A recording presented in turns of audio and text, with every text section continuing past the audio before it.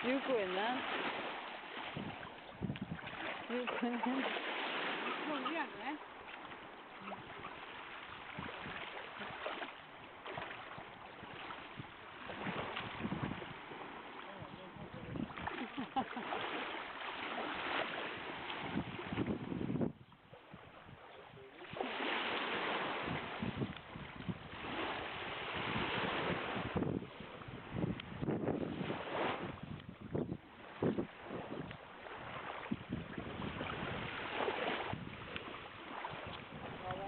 My dad was always a very hard-working and assertive man. He worked in a job which required you to have good communication skills and to travel across the country with or away from family. During the times when he would live away, I never thought about the loneliness he would have experienced. One place that he worked in particular found men that wore shorts quite weird and taboo, no matter the heat. He worked in an office-type space with co-workers and lived in an apartment by himself.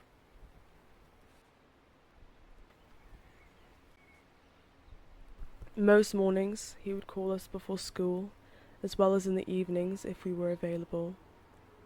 He would put a lot of effort into trying to communicate with us, not out of having to, but wanting to.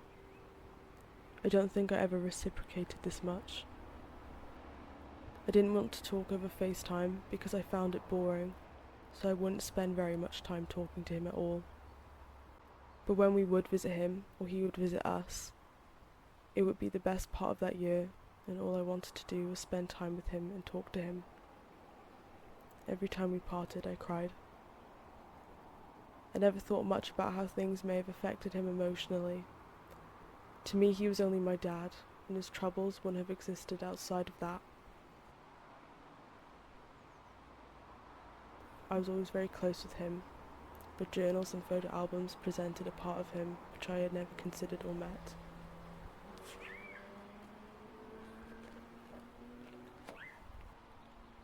He'd often write about his emotions and feelings, which often included rage and hurt, but also joy and curiosity. From reading through his journals, there are experiences he had which I had never been aware of. His journals would disclose how lonely he would get during his travels, how bored he was talking to other people after a few minutes, how sick he was of being nice to others in order to avoid hurt feelings, where he claimed, previously, I never gave a monkey's.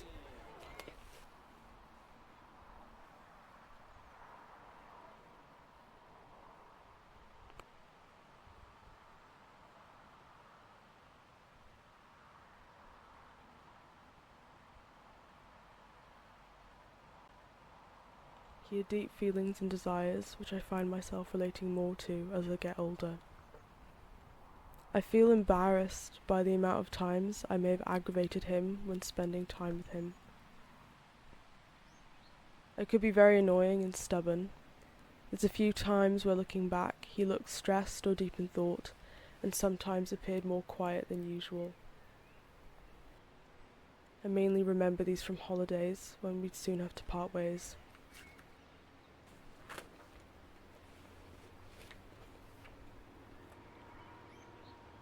Compared to how I was considering it then, there's a lot I would do now in an attempt to make him feel better, but during these moments I felt he was fine.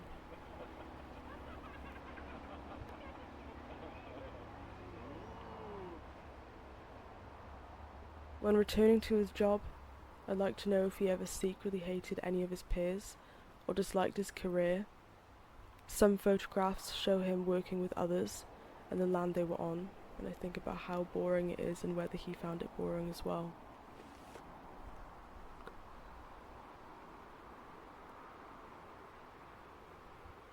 He told me once that when he was a young boy, he visited Wales and hated it because of its constant rain. It makes me wonder if he hated it as an adult and wished to go back home, even though that wasn't much better. I wonder how he dealt with his parents' death and how often he would think about them. Maybe I dealt with grief the same way he did.